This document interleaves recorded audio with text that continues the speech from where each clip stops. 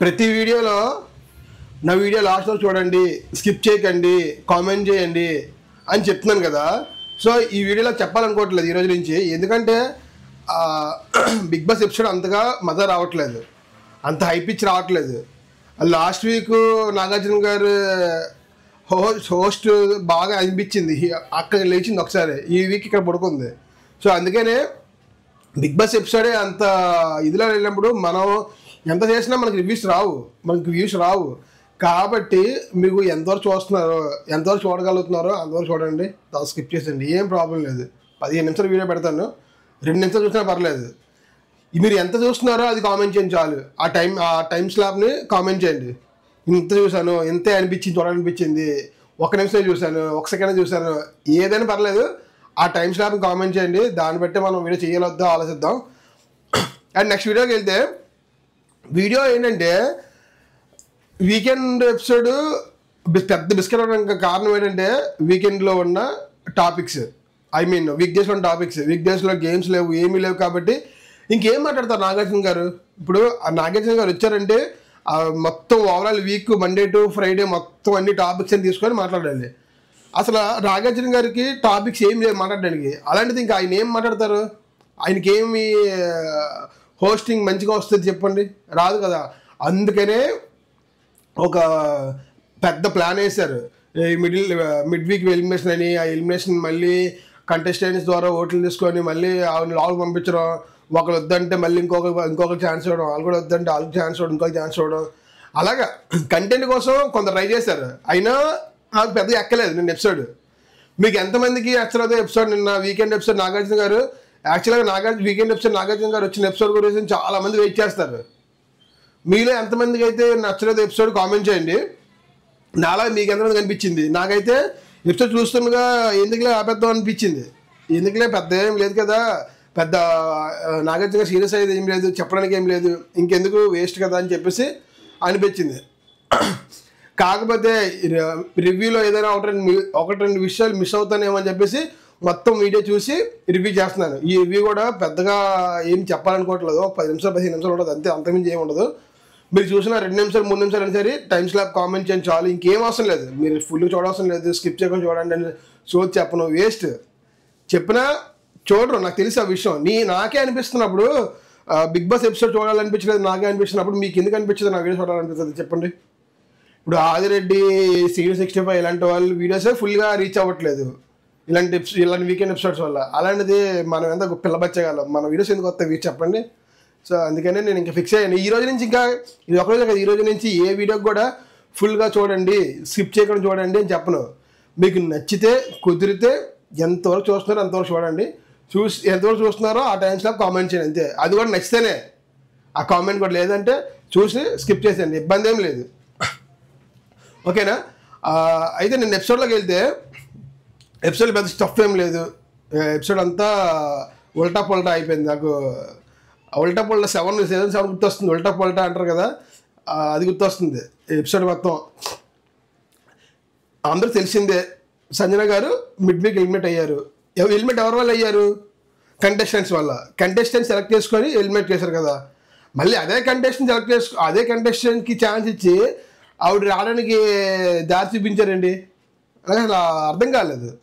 ఇప్పుడు వాళ్ళు పంపించాలనుకుంటే డైరెక్ట్ పంపించవచ్చు, ఎందుకని మళ్ళీ కంటెస్టెంట్స్ని వాళ్ళు సాక్రిఫైస్లు అడిగి వాళ్ళకి నచ్చింది తీసుకొని వీళ్ళని పంపించడం అనవసరం కదా.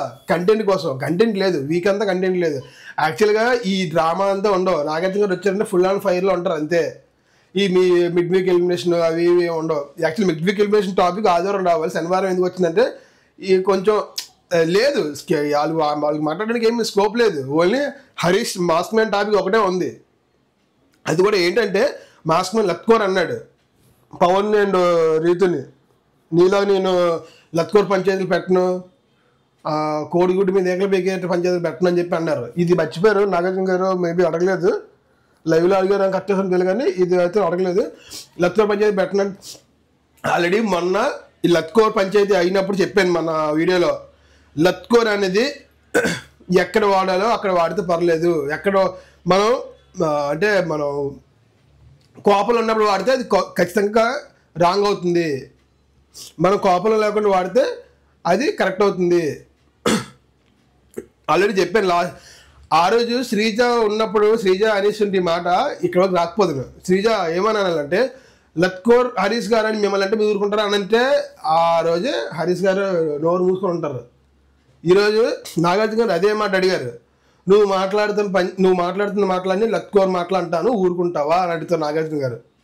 అంతే కదా, ఇప్పుడు ఒక ఆపోజిట్ వ్యక్తిని మాట్లాడే మాటలు లత్కోర్ మాటలు మాట్లాడుతున్నావు, లత్కోర్ పనులు చేస్తున్నావు, నేను చేయనంటే నువ్వు చేసిన లత్కోర్ పనులు అంటే లత్కోర్ పనులు అంటే ఎలా ఉంటుంది నీకు?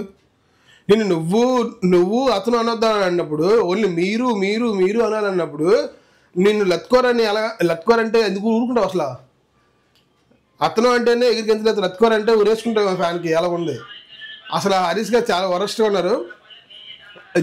ఈ ఒక్క టాపిక్కి నాగార్జున గారికి ఉంది ఇలా ఎవరైనా ప్రశ్నించడానికి, ఇంక వేరే టాపిక్స్ ఏమీ లేవు. అందువల్ల ఈ మిడ్ వీక్ ఎలిమినేషన్ ఆవిడ మళ్ళీ రావడం అదన్నీ చేశారు.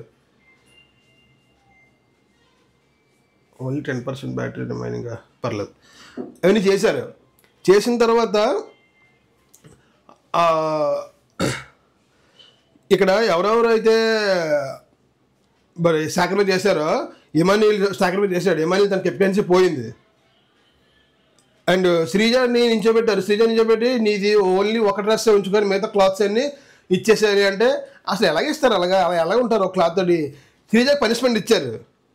ఇక్కడ నిన్న నాగార్జున గారు శ్రీజాకి పనిష్మెంట్ ఇచ్చారు. ఏంటంటే నువ్వు ఇప్పుడు ఉన్న డ్రెస్ తోటే బిగ్ బాస్ గారు అనౌన్స్మెంట్ ఇచ్చావు ఉండాలి అన్నారు.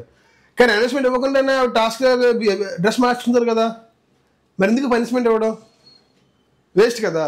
పనిష్మెంట్ ఇచ్చారు, ఆవిడ ఆ డ్రెస్తో ఉండాలన్నారు వీకెండ్ కాస్ట్యూమ్ తోటి. అదే కాస్ట్యూమ్ ఇప్పుడు టాస్క్ ఇచ్చారు వెంటనే, దసరా టాస్క్, ఆ టాస్క్ వెంటనే డ్రెస్ మార్చుకుంది కదా, మరి పనిష్మెంట్ ఎక్కడ ఉంది? ఇంకా ఇలాంటి చూస్తేనే కొంచెం చిరాకు వస్తుంది అనమాట.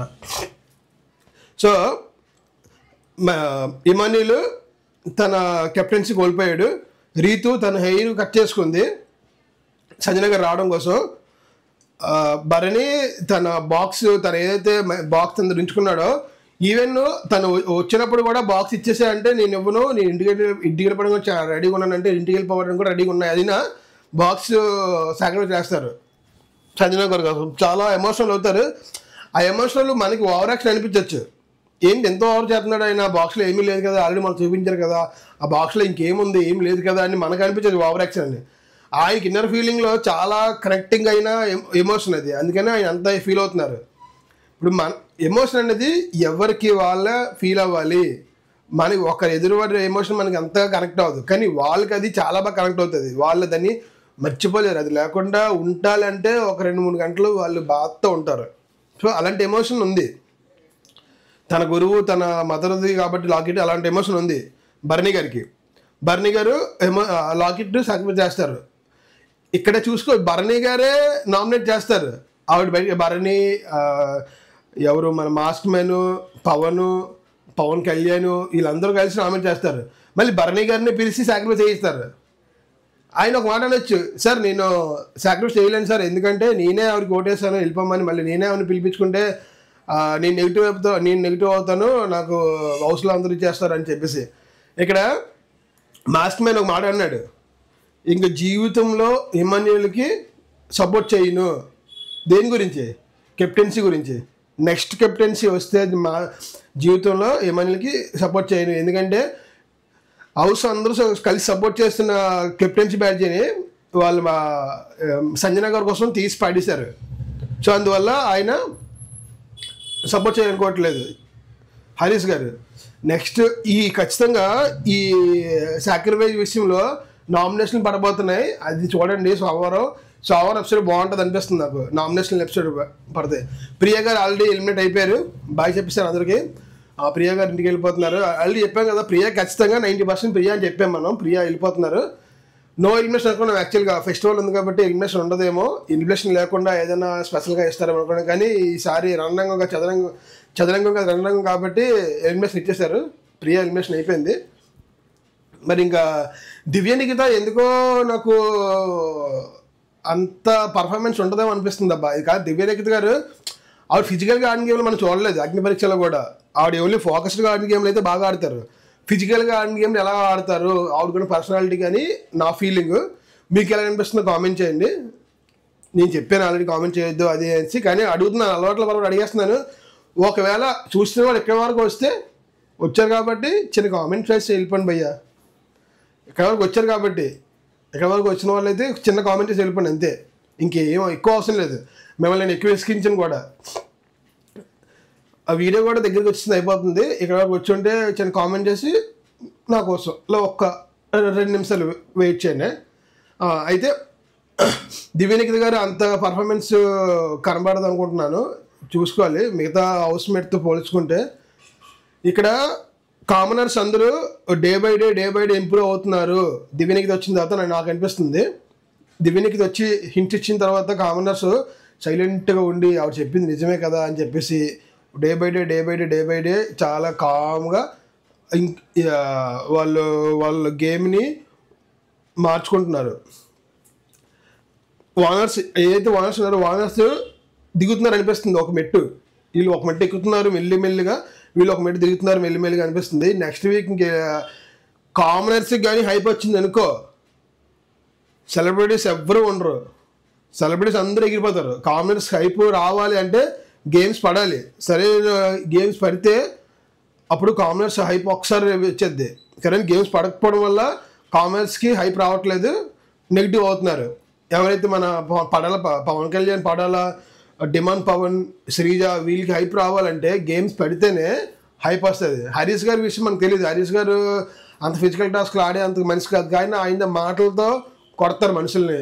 ఎందుకంటే ఫిజికల్గా ఎందుకు ఆడలేరంటే ఆయనకి లాస్ట్ టైం ఏదో అన్నారు లెగ్ ఇంజరీ ఉందన్నారు హరీష్ గారు. లాస్ట్ ఫిజికల్ టాస్క్లో కూడా లెగ్ ఇంజరీ ఉంది, నేను ఆడలేను అన్నారు. సో ఆయన గివప్ ఇచ్చే ఛాన్స్లు ఉంటాయి. అప్పుడు ఇప్పుడు ఎవరైతే హైప్లో ఉన్నారో అప్పుడు డౌన్ అవుతుంటారు.